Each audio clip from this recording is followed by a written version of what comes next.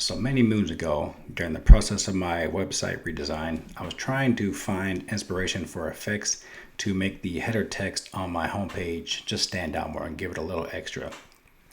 I ended up coming across a effect that Sketch.com did where they had this nice little like highlight going from the left to the right of their text. I ended up figuring out how they did that through back engineering, and I figured that'd be a good video to show you guys how to do if you're looking for something to spice up your text. So with that being said, let's go ahead and go to my code editor here, and let's start with some HTML just so I can go through some quick setup stuff. I'm linking to a style sheet, as we can see here, styles.css.com. I have an H1 with a nested span inside with the class of Shimmer with some text of Shimmery. In the style sheet here, I'm importing a font from Google. This Lita font looks really cool, so I decided to use that. I'm giving my body style, my body tag, a height of 100 viewport heights to make it take up 100% of the viewport. And then using this display grid technique to vertically and horizontally center everything on the screen. Lastly, I have my Shimmer class, which is where all of our magic will go. Right now, I just have a font size of 9 rem to make it nice and big. And I do have 2 locally defined custom properties. I'm a big fan of custom properties. I'm a big fan of using HSL because if you're good with the color wheel, it makes adjusting colors really easy and really straightforward with HSL. If you don't know, HSL stands for hue, saturation, and lightness. This hue goes from 0 degrees to 359 degrees or 360 to complete a circle around the color wheel. The second value is a saturation color from 0 to 100%. And the third value is lightness from 0 to 100%. So let's go and get started here. So big picture, we're going to apply a background image to this text. We're going to give that background image a linear gradient from left to right with a few color stops in between. And then lastly, we're actually going to animate the linear gradient from left to right to kind of recreate that shimmer effect here. So let's go and get that started. Let's do background image, linear gradient. Linear gradient takes a few things. It takes a direction, which I believe is optional.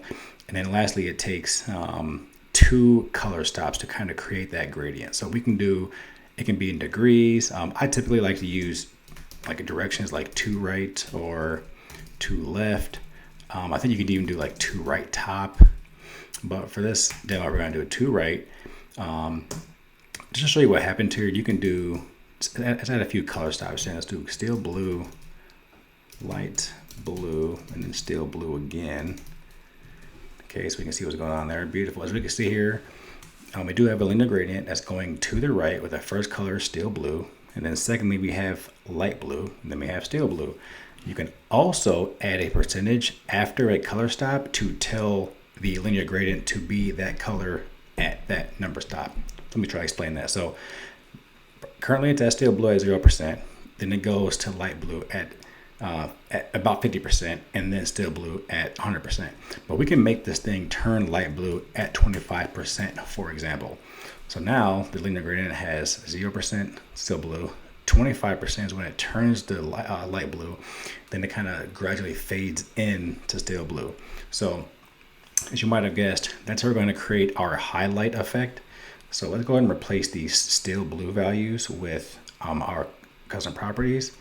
And let me go ahead and delete them. Let's do var color 1. I'm just going to copy this because I'm lazy. I'm going to paste it here, color 1. And then I'm going to do color 2, which should give us much darker values. Beautiful. Look at that. And I think I want this second color, the highlight, to come in much earlier because I want the animation to appear as if it's starting from the left of the text. And then to kind of complement that, I want to gradually fade back into that darker color at about 15%. Let's go ahead and save that. So, all right, as we can see here, we do have a linear gradient as the background image on our span. Let me inspect this really quick here. So we can see this. Make some space here. Come on, where are we at? Come on, okay. It's not gonna cooperate.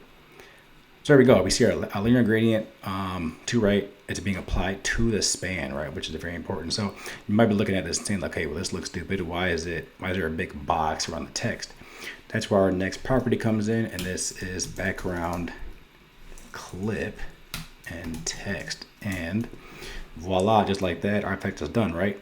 No, not quite. So what's going on here is the background image is being clipped to the text, but that text is still in front of the background image. And to kind of prove that, we can change the color of our text to, let's just go fire brick, which is my favorite CSS keyword.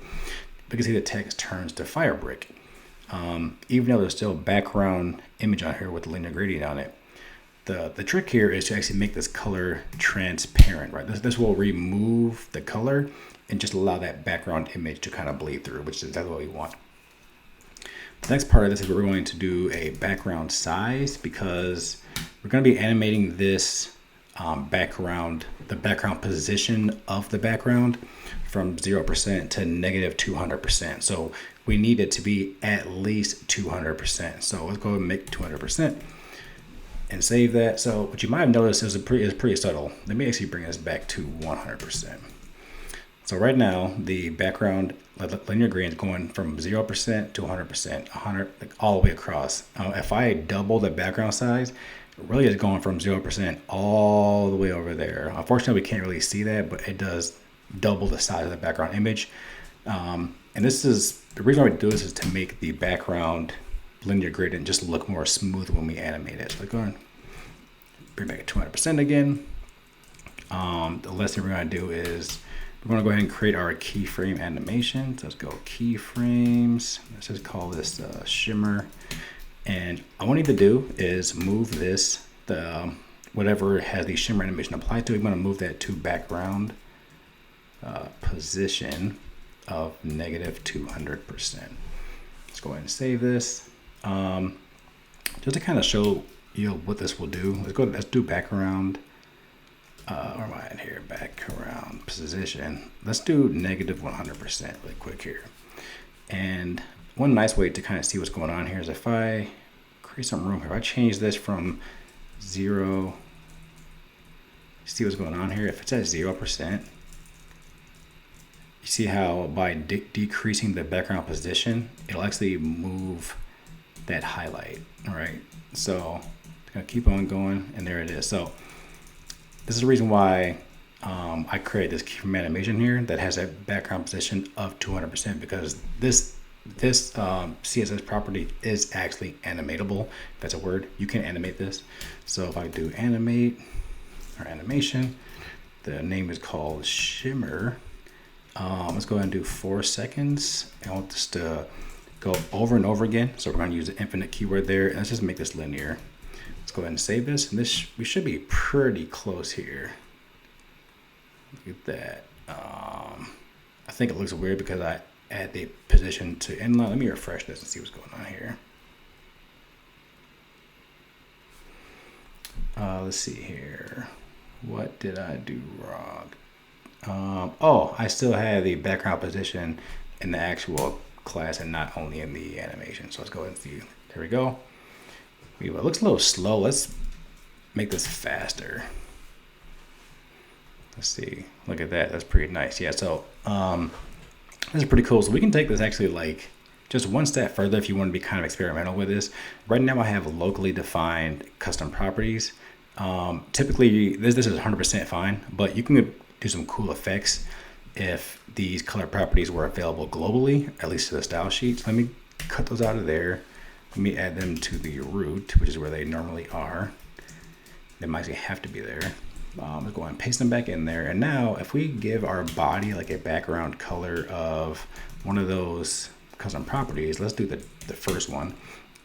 We say that we get this super cool like ghost effect, right? Because the background is the exact same color as the text, but the highlight color is just lighter. So I think it's a really cool trick there. One other thing I want to talk about before I end this video is you might have noticed that I created a nested span with the class of Shimmer. That is because if I were to add more lines to this spans are inline elements. So that animation will actually go from left to right row by row on inline elements. So let me show you what I mean by that. Shimmery and hello YouTube. If I save this now, you see how the animation goes line by line, which is what we'd expect, right, from a text effect like this. If I add this same shimmer to a block level element, aka our H1, that was not what we'll get. And let me show you what I mean by that. Let me delete the span really quick here. Let me save this.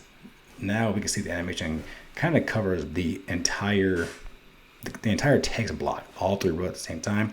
It's because H1s are block level elements, right? So that's the reason why it's going on there. So that's the reason why I added the span. I add the styles to the span. All right. Thank y'all for taking your time today. I just want to leave y'all with this. It's not what happens to you, but how you react to it that matters. Till next time.